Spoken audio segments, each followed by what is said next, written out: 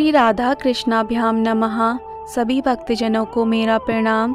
आज हम श्री गर्ग संहिता में श्री माधुर्य खंड के अंतर्गत तीसरा अध्याय मैथिली रूपा गोपियों का आख्यान, चीर हरण लीला और वरदान प्राप्ति की कथा करेंगे।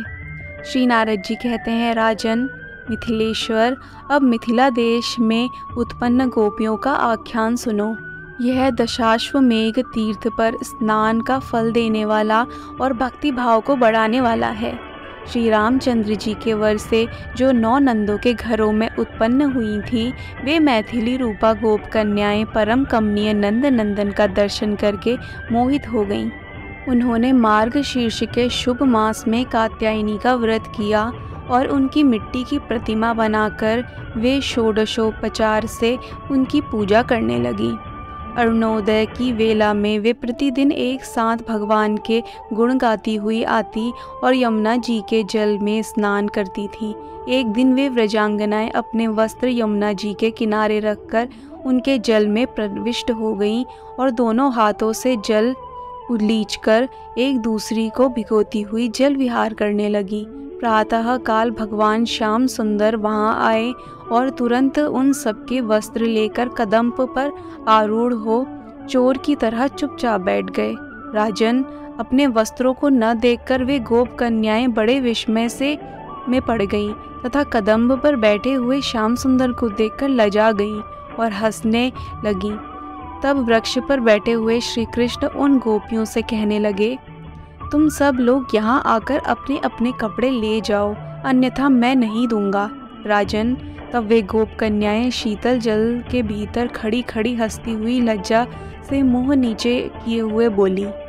गोपियों ने कहा, हे मनोहर नंदनंदन, हे गोप रत्न, हे गोपाल वंश के नूतन हंस, हे महान पीड़ा को हर लेने वाले श्री श्याम सुंदर, तुम जो आज्ञा करोगे हम वही करेंगी।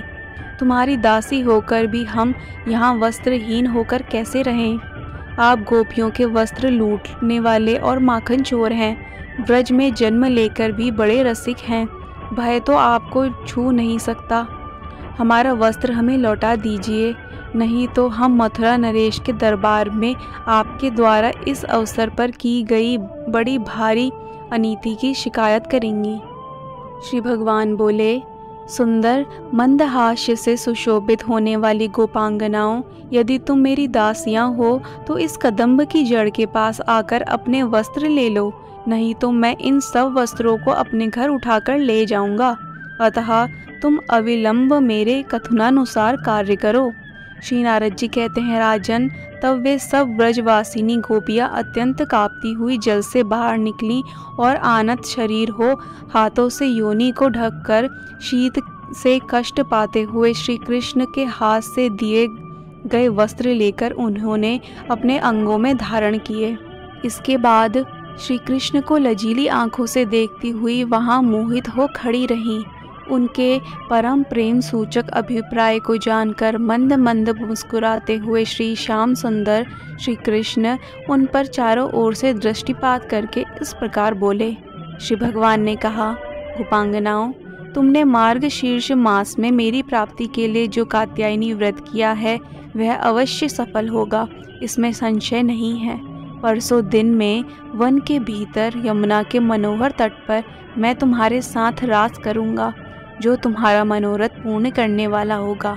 यूं कहकर परिपूर्णतम श्री हरि जब चले गए, तब आनंदोल्लास से परिपूर्ण हो मंदहास की छटा बिखेरती हुई वे समस्त गोपालाएं अपने घरों को गईं। इस प्रकार श्री गर्ग संहिता में श्री माधुर्य खंड के अंतर्गत श्री नारद बहुलाश्व संवाद में मैथिली रूपा गोपियों का उपाख्यान नामक तीसरा अध्याय पूरा हुआ। जय जय श्री राधे कृष्ण।